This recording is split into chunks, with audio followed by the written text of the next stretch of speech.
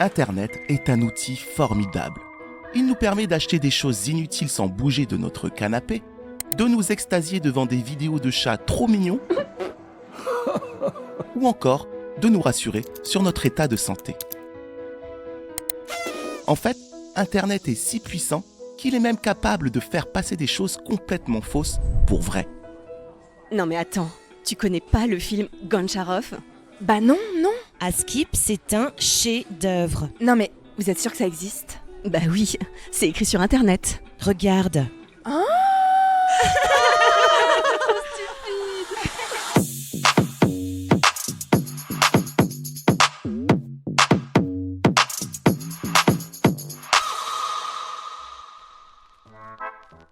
À l'instar de Scarface, des Affranchis ou du Parrain, Goncharov est considéré comme l'un des plus grands films de mafia de tous les temps.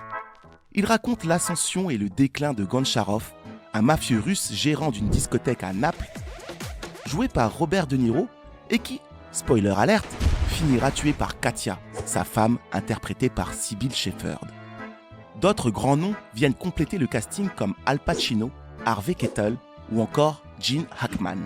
Coécrit et produit par le grand Martin Scorsese, Goncharov est réalisé par Matteo lui là, et sort en 1973. Sauf que tout a été inventé par Internet. Et plus précisément par les cinéphiles de Tumblr. Tout part d'une photo publiée par l'utilisateur ZooTycoon en 2020.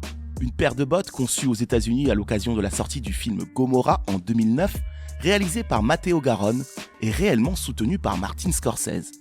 Sauf que le concepteur des bottes devait avoir un sacré coup dans le nez, car Gomorrah est devenu Goncharov et Matteo Garonne, Matteo JWHJ0715. Bien joué.